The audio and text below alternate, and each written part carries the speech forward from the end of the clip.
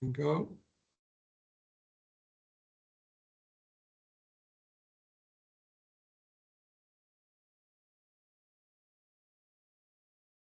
Good morning, everyone.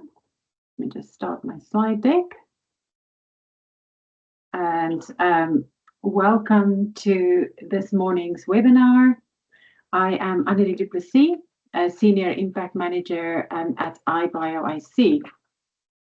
Just move my slides. So in the last few months, we've been collaborating with Scottish Water to welcome you to the first session of the Biotech for Water series. Today, our session is going to be all about recovering value from wastewater. And then we have two more sessions lined up in the coming months. Session 2 will be looking at decarbonizing with biology. And in session 3, we'll focus on the next generation biological treatments. But let me just move on to the next slide. And before we start this session today, I would just like to go through the agenda with you. So I'm going to start off by giving you a brief overview of what we do at IBioIC, and then we have some presenters lined up for you. The first is Scottish Water, followed by hydronation and also carbogenics.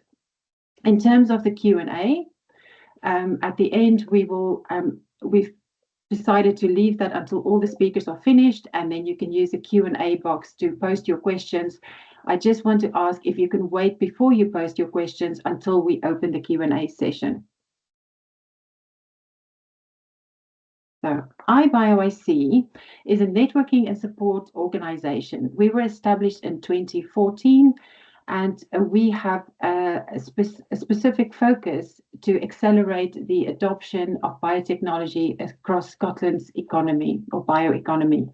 We work on the interface between academia, industry, and government to help build a greener and more prosperous future.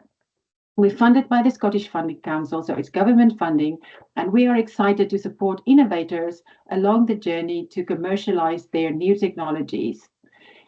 Industrial biotechnology is all about replacing petrochemicals in the manufacturing process with biological solutions and creating a more circular economies for sustainability. We work on a free membership model, so anyone can join, and we currently have more than 400 industry members and more than 1,000 academics across 29 universities in the UK. Our memberships span across a wide range of sectors. As you can see here, some examples of that, such as agri-tech, energy, chemicals, food and drink, and of course, the water sector underpins many of these other sectors. IBioIC has been supporting Scotland's bioeconomy for over a decade, and our work can now build on that strong foundation. The work we do is kind of covered by 4 pillars. The first one is innovate, translate, and accelerate, which is where we start by helping innovators to identify opportunities, and then we support them to get to commercialization, for instance, by providing feasibility funding for proof of concept projects, and then providing access to scale-up facilities, such as the FlexBio Scale-Up Centre at Heriot-Watt University, which helps to de-risk that scale-up journey. It's also an open access and not-for-profit facility. The next pillar is networks and partnerships, and this is a big part of what we do. It's all about bringing the right people together. We connect researchers with companies with funders, and create consortia to address sector-specific challenges, thereby helping ideas to grow through that collaboration. Engage and inspire is the part of the work that we do that's all about visibility and inspiration. We bring the communities together through events, webinars like this one, and we've also just launched our annual conference, which is another nice example of bringing people together. We share opportunities and success stories through our social media platforms and our monthly newsletter to promote the growing role of biotechnology in Scotland. Under industry-ready talent, This is absolutely central to our mission. IBioIC delivers programs from HND all the way through to PhD, as well as professional training. We have the Train to Scale program for startups that's launched this year, and we also offer a range of specialized training through our Flex Bioscaler facility, which is based around up and downstream processing. And this gives scientists and entrepreneurs hands-on experience needed to grow the Scottish bioeconomy. And these 4 areas come together to help companies like those in the water sector to take new technologies from concept to commercial reality. I'm quite excited today also to mention the IBioIC Feasibility Fund. We have this fund to de-risk that early stage innovation between industry and academia, and we can provide up to £40,000 for these projects. It is designed to unlock the next stage of investment and to kind of help de-risk that early stage innovation. It is ideal for innovators in the water sector, such as people on this call today, to get their projects off to a good start. The call is open right now and it closes on the 12th of December. So I would like to invite you to join us. It's free, so if you scan the QR code, you'll be able to become a member of IBioIC. And please also get in touch with me. You can see my email address on the screen if you want to discuss making a new collaborator or finding people to work with or applying to the Feasibility Fund. I will just stop sharing and then I am going to hand over to our first speakers, and that is Tamsin Kennedy, Circular Economy Lead, and Grant Hempel, Project Manager for Research and Innovation at Scottish Water. Thanks, Annalie. Is my presentation showing? It is, yes. Yep. Great, thank you. I was explaining I'm on one screen today, so we're back to basics, but it'll be fine. Hi, everyone. I'm Tamsin Kennedy, and I'm the Circular Economy Research Lead at Scottish Water. I'm going to be talking to you about unlocking Scotland's circular water future. I will be assisted by my colleague, Dr. Grant Hempel, and our research partners at Carbogenics and the Hydrogenation Chair Programme. Okay. Today, we're going to cover who Scottish Water are, the scale of the work we do, and our resource recovery context. Then I will go into detail on the wastewater treatment process, because I'm aware that not all of you know what happens to your waste when it gets flushed. And we're also going to cover some of our resource recovery projects that you might be interested in, and to give you a flavour of the opportunities available. Then we'll do a little bit on how you can get involved. So first, a summary on Scottish Water. It's a publicly owned utility and the sole provider of water and wastewater services to Scotland. We service 2.64 million households and have 1,838 wastewater treatment works, which is the most in the UK. These can vary in size from a few houses up in the Highlands all the way up to a large city of 1 million people in Glasgow. Also, we have over 33,000 miles of sewer pipes, which is about 1.5 times around the Earth. So you can agree it's not a small job to deliver here in Scotland. We supply 1.49 billion litres of water. A lot of that feeds the industries that you're familiar with and gives a lot of opportunity for resource recovery.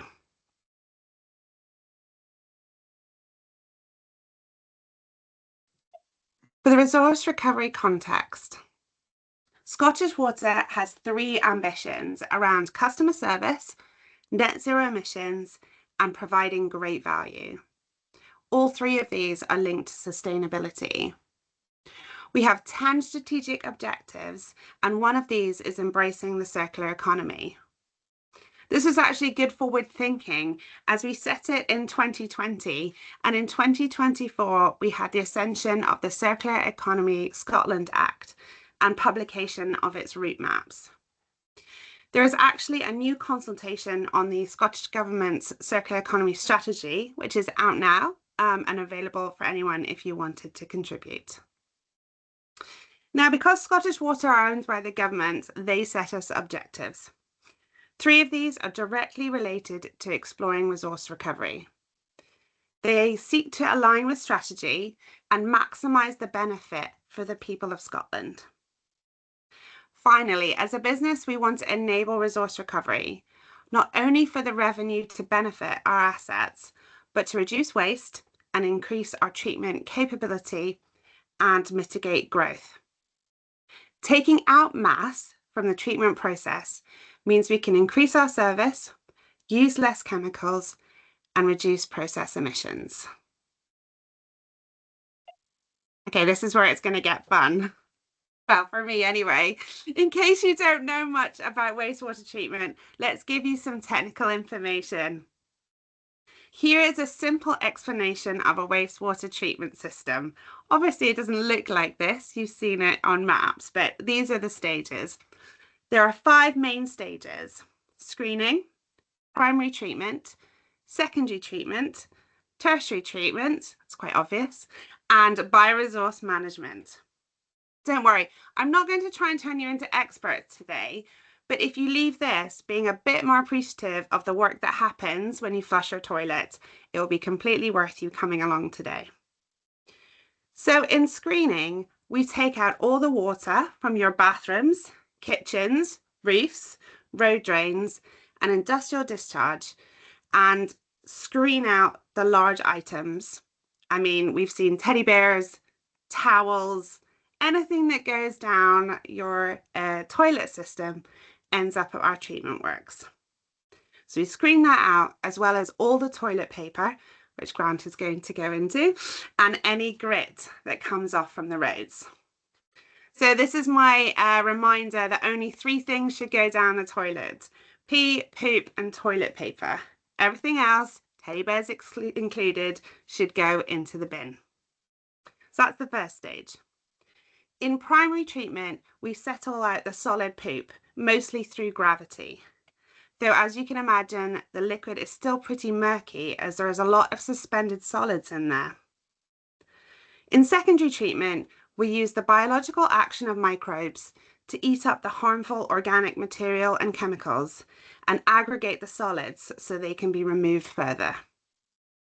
Tertiary treatment is often referred to as a polishing step and isn't always required. We only use it if there are nutrients or other things that need to be removed before final discharge. In tertiary treatment, we use chemicals or physical processes to filter the effluent further before it goes out to the rivers and the sea. The last step is bioresource management.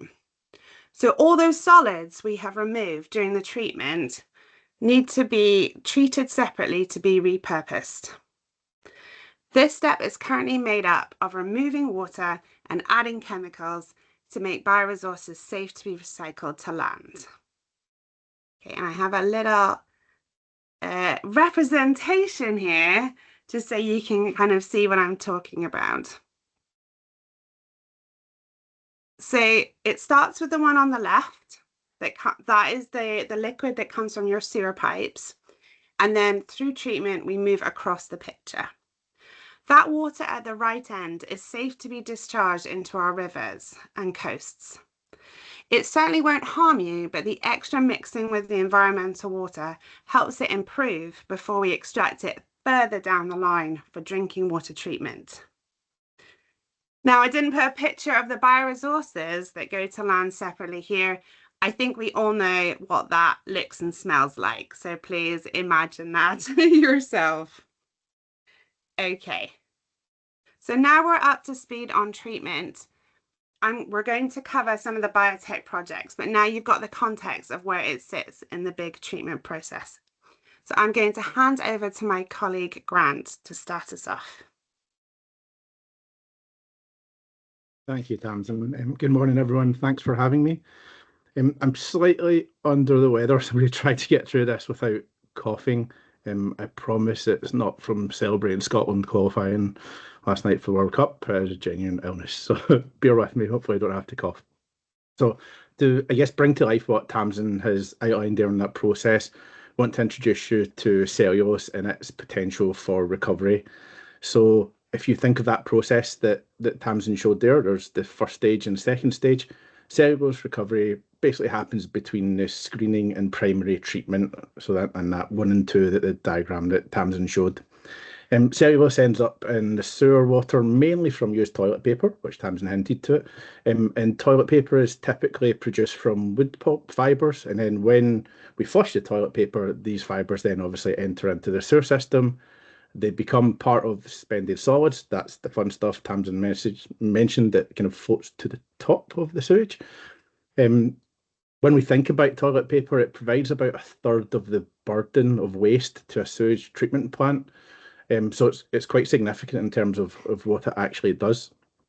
So I thought it's probably worthwhile thinking about the kind of context of toilet paper. I never thought when I was studying and things I'd spend so much time talking about toilet paper, honestly. So we'll get through this bit quickly, hopefully. So just to think about toilet paper in itself. So when you look at kind of data around it, its usage is fairly significant, and I don't really see us having an alternative, especially culturally yet, to it. So in terms of the average consumer uses about 2.5 rolls of toilet paper per week. So that's 127 annually across the UK. If you think about Scotland, that probably works out about 715 million rolls annually for the population. So fairly large volume. When you think about the industry itself, it's worth in the UK in 25, the estimate's about £1.76 billion. So that was B with a billion. So large industry with a lot of money in it. And the annual growth of it is expected to be about 2.4% for next year. And that growth is expected to continue for the next, I think it's about 10 years. So effectively what I'm saying, it doesn't seem from this market data that our consumption of toilet paper was going to slow down anytime soon or be replaced. So it kind of leaves us with the questions, I guess. What effect would recovering cellulose have on the wastewater treatment process? And kind of what are the potential markets for any recovered cellulose from that process?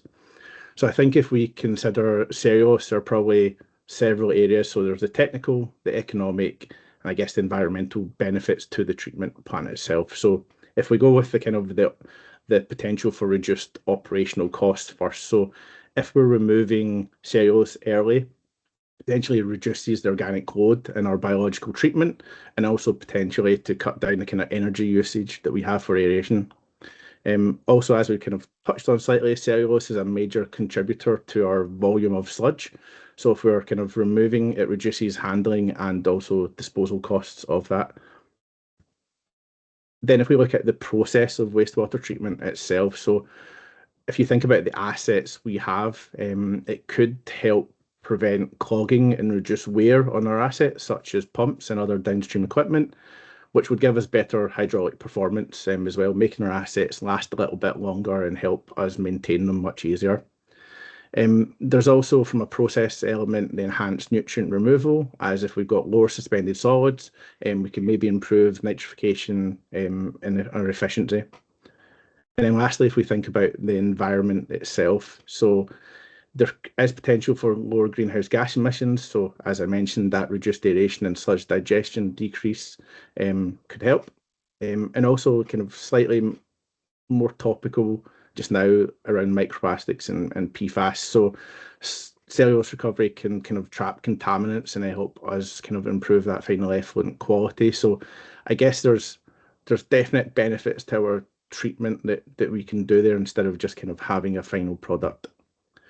So I guess the question is, what if we can recover cellulose, what can it be used for? And there's quite a lot of potentials. Obviously, there's kind of easier, quicker wins to maybe slightly more complicated, and maybe just give a bit of a flavour into that. I won't go into all the detail. So I think there's quite clear potential uses in terms of energy production. So we've seen kind of lots of research around cellulose as a biogas feedstock. So you can digest anaerobically to produce methane-rich biogas. So that's kind of one way. We've seen bioethanol. So after hydrolysis, you can ferment the cellulose and use it for renewable fuel. So fairly complicated as well. Quite commonly material applications. So compost and soil conditioner. That's kind of one that's fairly well seen, I think. Building materials. You can produce the cellulose into fibre additives for concrete or kind of insulation boards as well. And then really common, paper and packaging. You see it there quite often. So kind of sometimes low-grade paper products or molded fibre packaging. So kind of a few different uses. I guess the more advanced ones, it's that kind of biodegradable plastics made from cellulose. We've got kind of some research looking at kind of converting cellulose into acetate as well. If you think of it in terms of absorbance as well, modified cellulose can capture pollutants, so heavy metals, organic compounds, and dyes from water. And finally, I think you could produce nanocellulose. This is going beyond my knowledge of cellulose, the things that I've been learning with this. This is quite interesting. So that's more kind of a higher value product and more complicated, but you'll see it in kind of electronics, coatings, and biomedical applications. So lots of different usage, almost, I guess, across a continuum of from easier to a bit more complex in terms of additional work that's required. Tamsin, if you could do the next slide, if that's all right, or whoever's controlling. Thank you.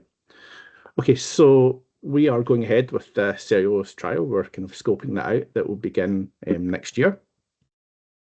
We'll trial with the Incubus cellulose recovery system. It's by a company called Purgatoria, who are based in the Netherlands. And this will take place at our Bowness Development Centre.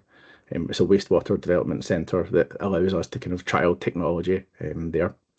So what the Incubus system effectively does is it helps separate those toilet paper fibres from the sewage and give us those benefits that potentially give us those benefits that I've outlined. The system itself can take a really high flow rate, up to 1,000 cubic meters per hour if you choose to do so. And as we've explained, kind of if you think about the system itself, we've said that cellulose comes from that early stage. Once we have the screening, we're left with these finer, kind of larger particles, as Tamsin outlined in that diagram in slide 5. So what the system effectively does, it's got a little kind of fine mesh sieve.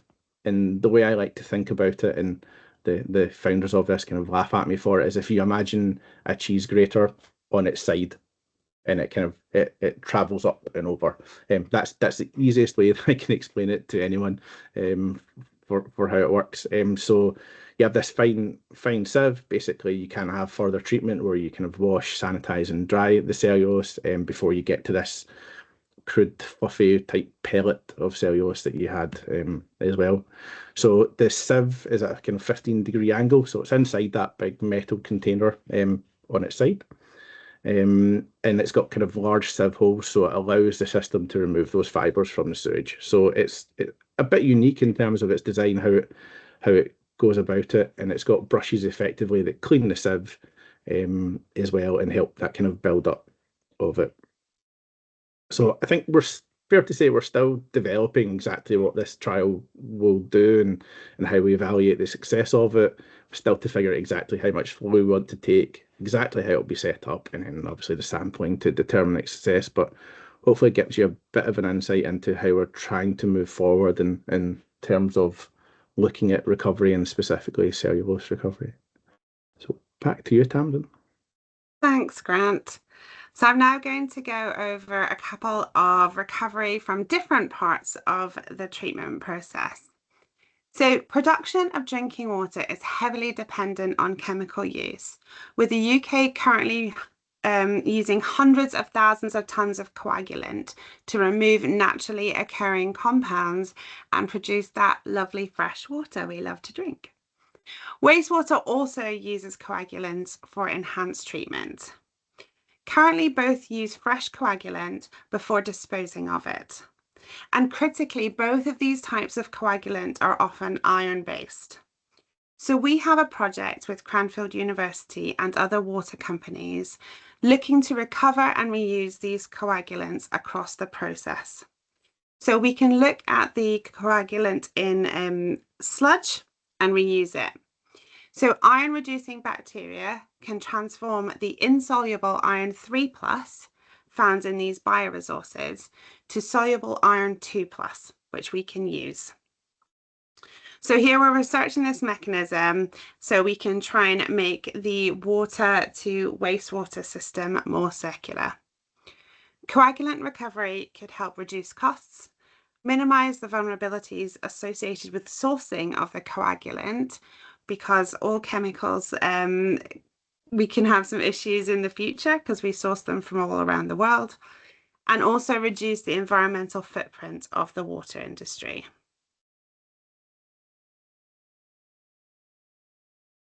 On to dark fermentation, which sounds very exciting. Dark fermentation is the biological production of hydrogen and volatile fatty acids in the absence of light. The reliance on external chemicals as a carbon source for biological nitrogen and phosphorus removal increases operational cost and compromises environmental sustainability. So we have another project with Cranfield University. They are one of the leaders in water and wastewater research. This one is focusing on internal recirculation of carbon from bioresources into secondary treatment. So that's taking out of that bioresource management part and putting it into the secondary treatment. Volatile fatty acids have the potential to be used as an alternative carbon source, reducing the operational cost and carbon footprint.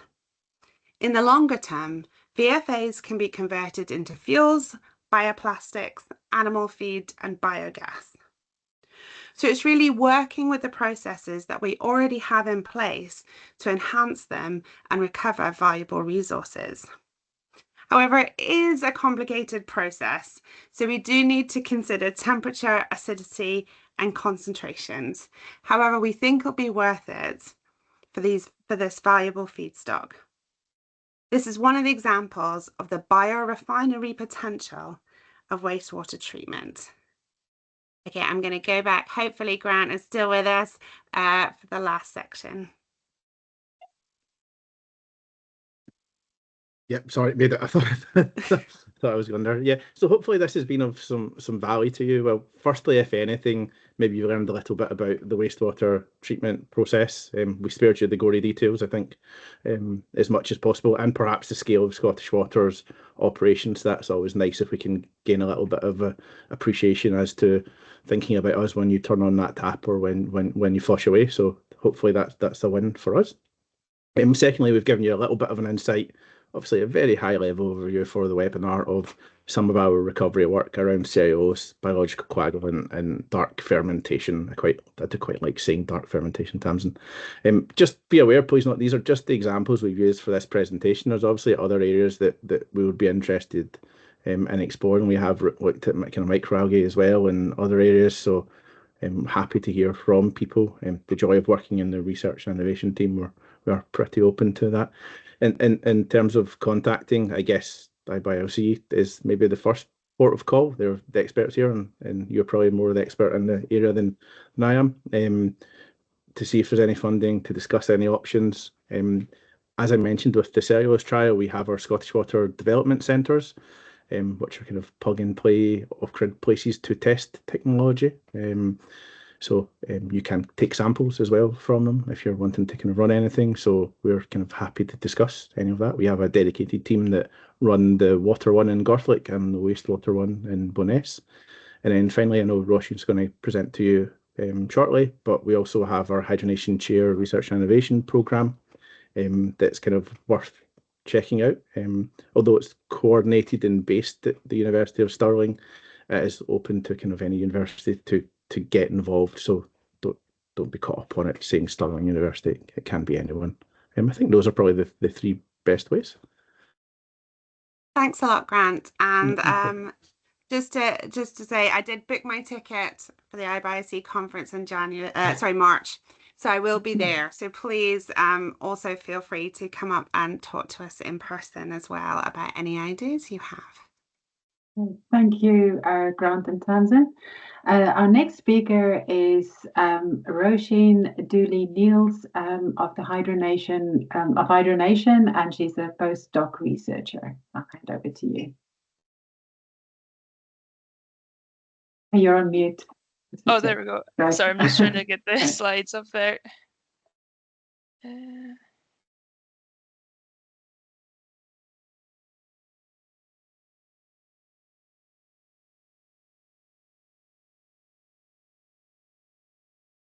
Okay, hopefully that's come up for everyone. Looking good. Very good. All right. Well, yeah, thanks very much. It's a pleasure to be part of this webinar, and thanks very much for the warm introduction. So for those of you I haven't met before, I'm Roisin, and I'm a postdoctoral researcher based in Glasgow Caledonian University, and I'm working in partnership with the Hydronation Chair. As part of this work, I've also been supported by Scottish Water, and I'm also linked with IBioIC as one of the bioeconomy champions. So this project or work is focused on developing the circular economy in Scotland's water sector, and more specifically advancing and driving the recovery and reuse of phosphorus in Scotland. So more broadly, environmental crises and resource scarcity are grand challenges, and those demand systemic solutions, and phosphorus scarcity is expected to be one of the most significant challenges of the 21st century, and with far-reaching implications for agriculture and food security. So the insights gained from this work will contribute towards the Hydronation Chair's programme goals, and those aligning with Scottish Water's commitment to achieving carbon neutrality and promoting a circular economy. So today I'll be giving a high level and brief overview of this work and some key insights.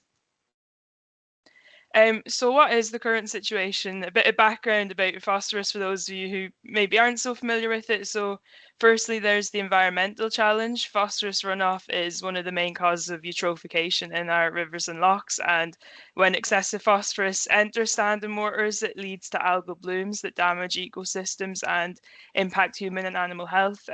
This currently costs the Scottish economy an estimated 16.5 million annually. And then to see the extent of what this could look at, we only have to look across the Irish Sea to Loch Ness in Northern Ireland, and which, as many of you will know or have seen on the news, as I have on the slide, has been pushed to a state of a eutrophic state due to nutrient overload. Blue-green algae has even spread from the loch into its tributaries and to parts of the coastline. So it's a stark reminder that this could happen here in Scotland if we don't take action. The second challenge is resource related. Phosphorus is essential for life, but it's also a finite resource. A group of prominent phosphorus researchers project that peak phosphorus may occur by 2035, after which global demand for this finite resource will outstrip supply. And the UK currently imports just under 200,000 tonnes a year of phosphorus, mainly from Russia, Morocco, and China. So that raises not just environmental issues, but also concerns around supply security and geopolitics. So what could be a solution to this? Well, taking a circular economy approach offers a solution that can bring benefits to the ecological ecosystem and the Scottish economy. So in contrast to the traditional linear economy, where products and resources are made, used, and disposed of, in the circular economy, the process is on designing that circularity and systems that allow materials and resources to be reused, recycled, and recovered for as long as possible. And Scottish Water, along with other ecosystem actors, have the potential to pave the way and be at the heart of this shift as Scotland transitions towards that circularity and enhancing resource resilience. So in terms of just the phosphorus landscape, there's sort of a current gap in terms of who is involved between the point of recovery to users, and also within that, just ensuring the viability of recovered phosphorus products. It's important to develop processes with the direct involvement of potential users to understand the market needs. So before we go further, I'm just going to leave this section on a note of optimism and share a book recommendation. So I came across this book, Solvable, earlier in the year, and it's about how humanity has faced huge environmental challenges before, from eradicating CFCs that caused the ozone hole to tackling smog caused by cars and industries, and how through research, policy, and cross-sector collaboration and the collective action and motivation of members of the public, these issues were solved.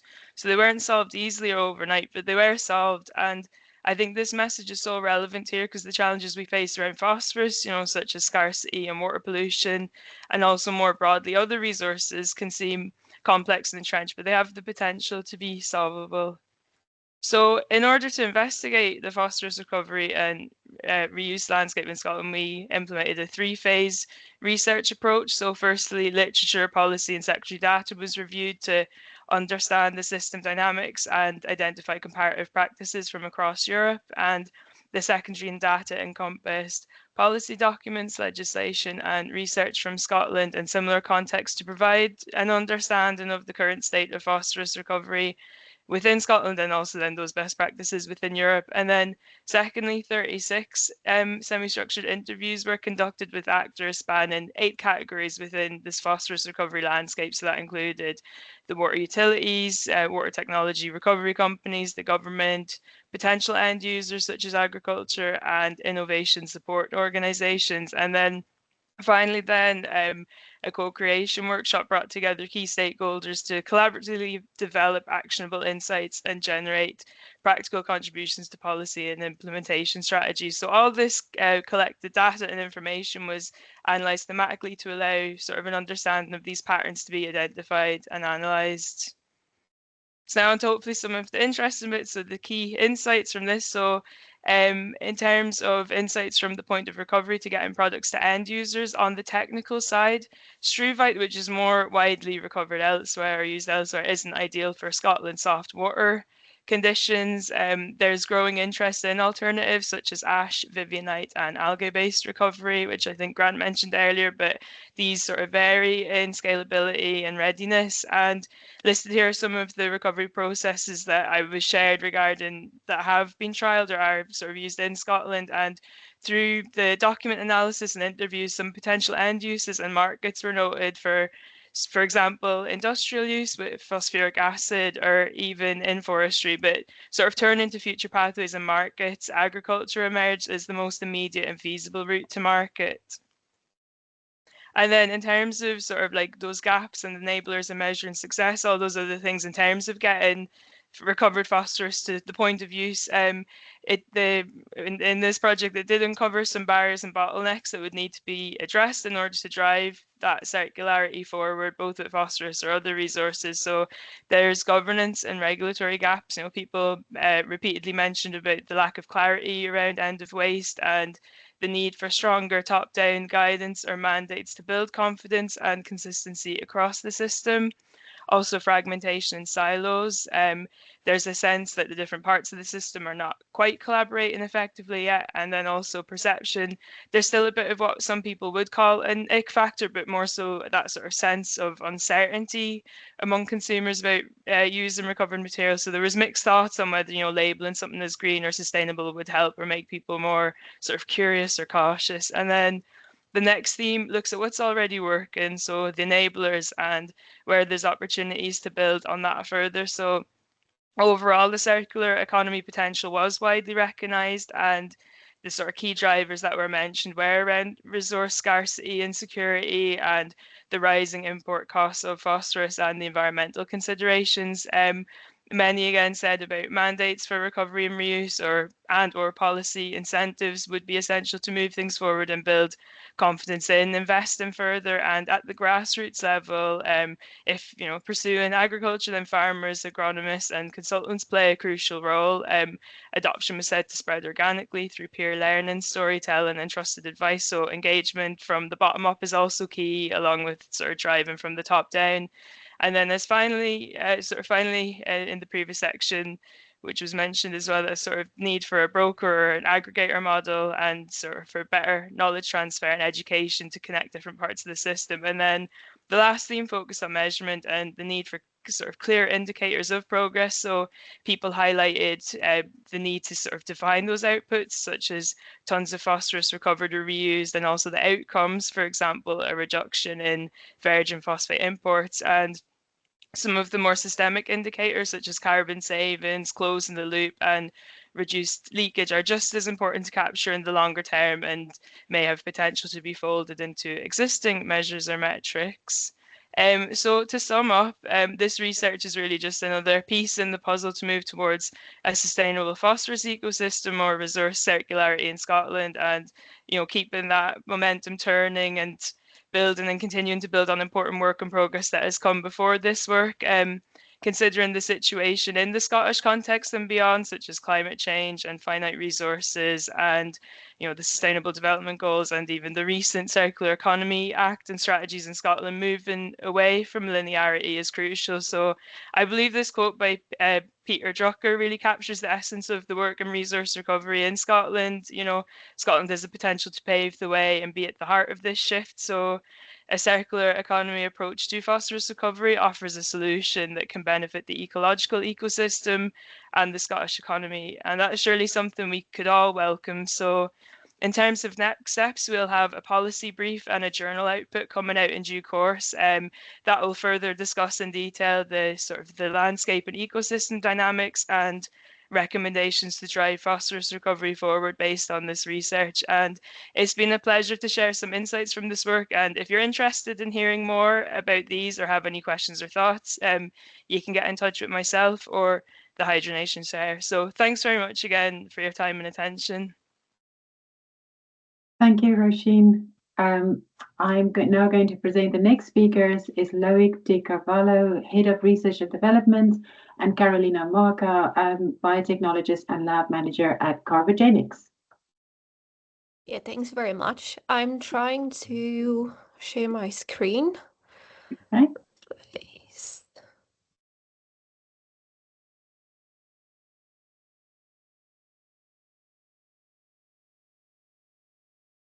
Good, we can all see that. Okay, yeah, can you see it well? Yeah. Yes. Great, Yeah, thank okay. you. Okay, thank you. So good morning, everyone, and thank you for having us. So my name is Loic Carvalho, and I have just started my position as Head of R&D and Consulting at Carbogenics. Carbogenics is an award-winning clean tech company based in Edinburgh. We have an innovative view of the carbon market. We transform organic waste, such as secondary biomass and other difficult to recycle, rich in carbon waste, into biochars. But we don't stop there. We leverage biochar as a sustainable solution into waste management. And sorry, just a second, I'm having troubles here. Into waste management by sequestering carbon from the waste and recycling it into functional carbon-based products for example, anaerobic digestion and expired gas production, wastewater treatment for pollutant removals, or even construction and agriculture. We do this by paying close attention to our partners' needs to deliver innovative solutions to their problems and tailor specific biochars for them. This means that we can help tackle high costs of handling organic waste, for example, or we can even deliver novel functional sustainable products for their activity and processes.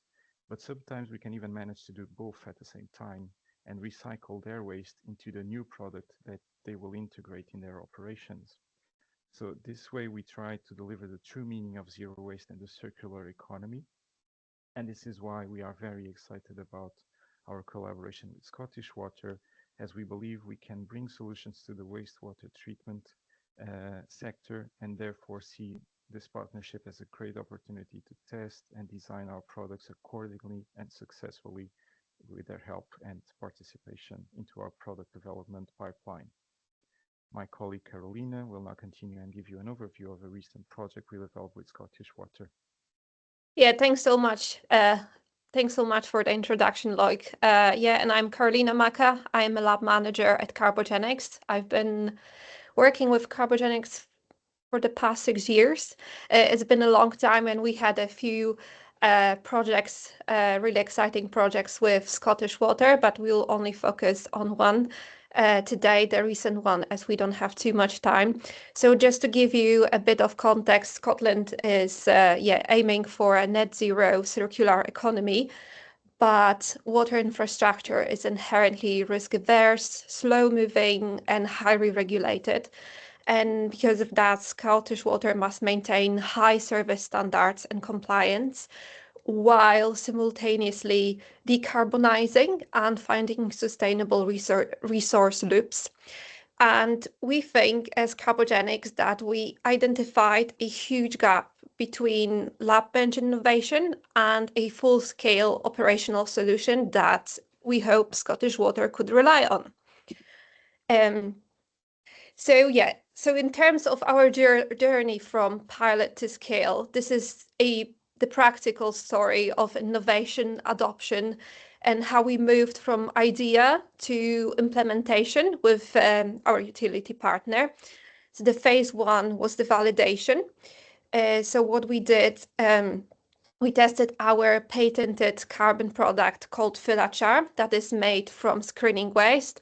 As Tamsin mentioned at the beginning of this webinar, screening waste is anything that you flush down the toilet. So you really have to put attention what we flush down the toilet, because we could find very interesting things there. So what we do, we take this content that is being captured on the filter and we turn it into carbon product called Filachar that is difficult to recycle. And we tested this product against real wastewater conditions to address issues in wastewater treatment such as odor emissions or high energy demand for inefficient aeration of the biological treatment step, or fluctuating pollutant removal performance, and also high costs for the disposal of screening waste. So we leveraged Scottish Water operational environment and we trialed our technology for utility use at previously mentioned wastewater treatment development center at Bowness. And in terms of supply chain, worth mentioning that working with Scottish Water requires guaranteed and resilient supply. So we have to prove not that just our product works, but that our manufacturing process can reliably meet their utility scale demands, and this requires significant trust building. So the key lesson from this experience is that Scottish Water is an excellent partner for rigor and realism, and thanks to that, it ensures our innovation is robust and commercially viable. So just to a few lessons that we learned, what is required for successful deployment on innovation. First of all, reliability is king, as we think that complexity kills deployment. What I mean by that is that Scottish Water must ensure compliance 24/7, and our technology must be simple, reliable, and easily integrated with their existing infrastructure. Second of all, speaking of capital expenditure and operating expenditure, the conversation quickly shifts from is it possible to does it save money, energy over a 20-year cycle? So we must frame our circular benefits in financial and operational terms. And third of all, we must provide auditable proof that our material truly delivers a lower carbon footprint and reduces waste disposal costs, which aligns with Scotland's net zero goals. And the last slide, our vision, what success means to Carbogenics is that we would like to transform water management into resource management. So we believe our future with Scottish Water would be moving forward and moving toward a future where our carbon material, Filachar, is not just a treatment aid, but also it's a part of a fully regenerative cycle. And to conclude, these partnerships like this are the most effective way to transition from green ambition to green infrastructure. And Carbogenics is really proud to be a Scottish innovator helping deliver a truly circular water future. So thank you very much. And for further information on our company, on Carbogenics, you are welcome to contact our COO and co-founder Lydia, or either me or Loic. And this is a picture of our wonderful team of Carbogenics. So you are welcome to contact us. And thank you so much for having us. Thank you, Carolina. It is now time for the Q&A session. So you're welcome to start posting your questions. If you can post it into the Q&A box at the top there, because I don't know if we can unmute you to speak. But I'm going to hand over to Tamsin Kennedy, who's going to be facilitating the Q&A session. Thanks. Well, Pratam, do you want to put your question into the Q&A tab? While you're typing, I've got a question for Carolina to kick us off. So Carbogenics have not always been in partnership with the water industry. What have you found surprising about working with the water industry? And you're not allowed to say how smelly it is. I'm just getting out there. We all know. Yeah, definitely worth mentioning, Olga. No, I think, like, yeah, what was really surprising was that what I mentioned already is that this compliance that you have to meet. So anything we deliver, all the data we produce, and anything we trial has to be rigorously proven by trials. But at the same time, it has to be it cannot be really complex. So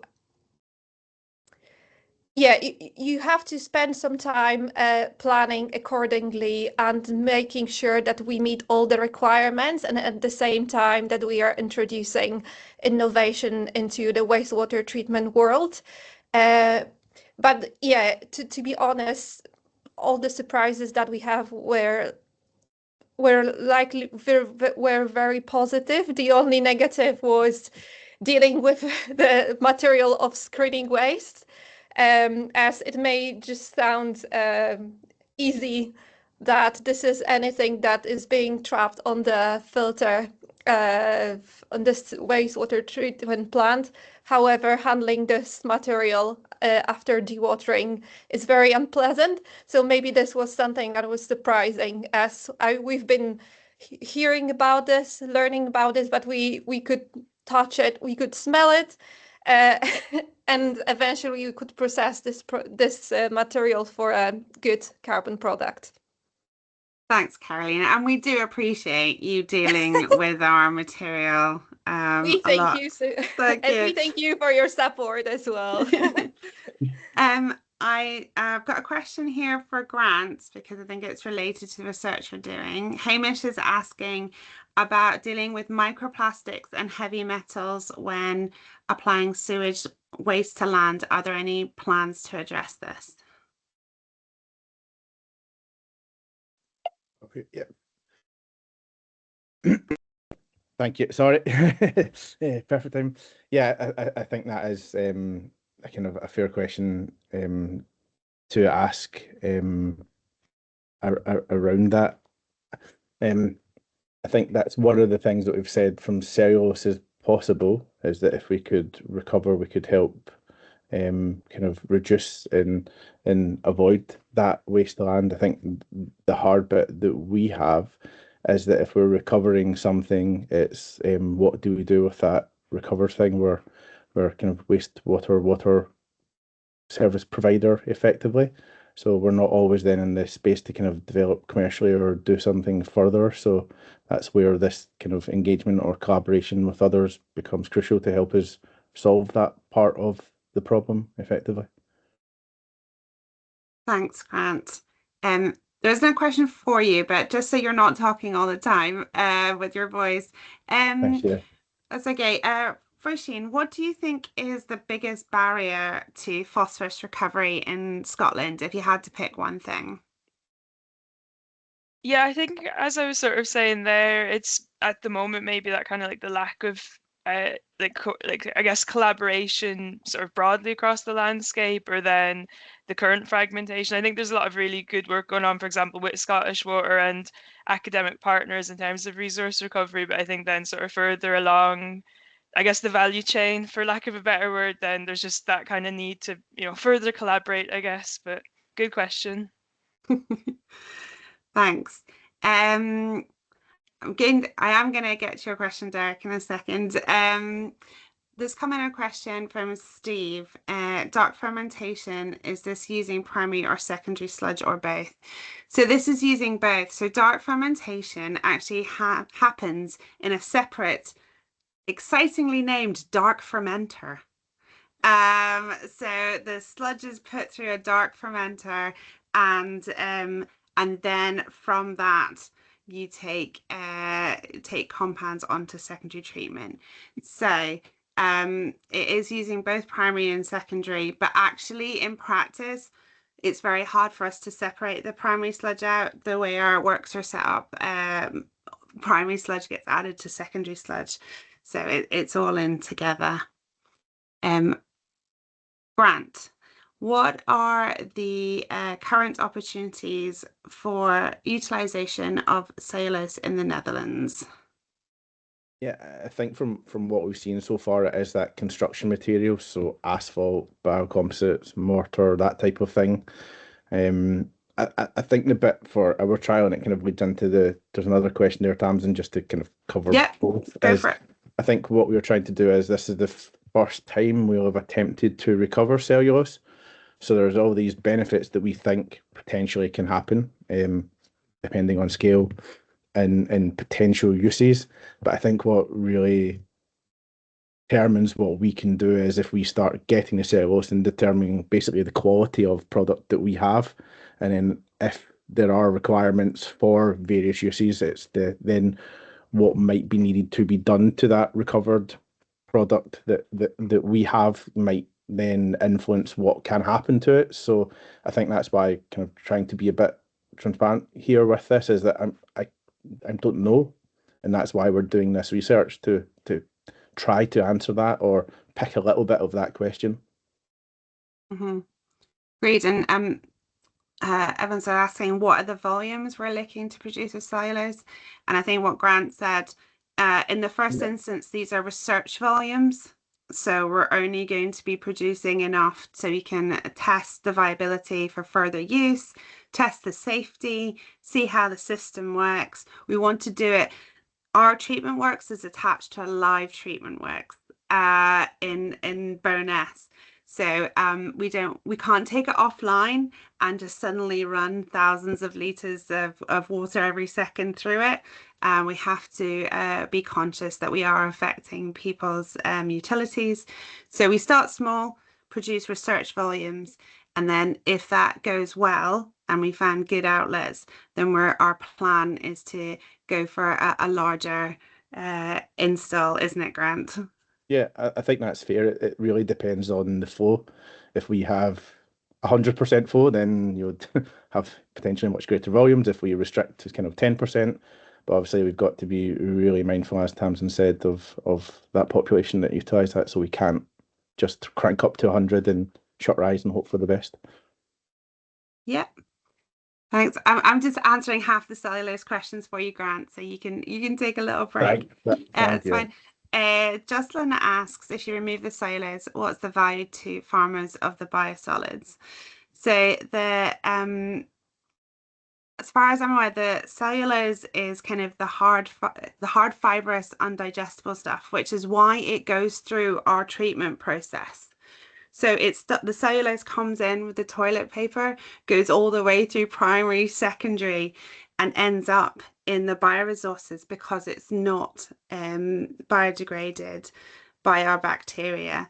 So while I think there's probably definitely a use for it for land, it's not the main nutrients like phosphorus and nitrogen that the farmers are after in the biosolids to land. But we do need to look at the big picture.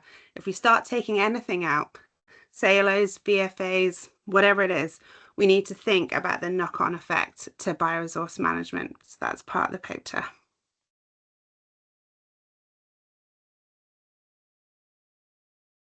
I think that's us at time, Annalie. Yeah, that's us out of time, but I just want to say thank you very much to our speakers and to everyone who's come along to join us today. And please keep an eye out for sessions 2 and 3, which will be in the coming months. Enjoy the rest of your afternoon, and I'm thereby closing this session. Thank you.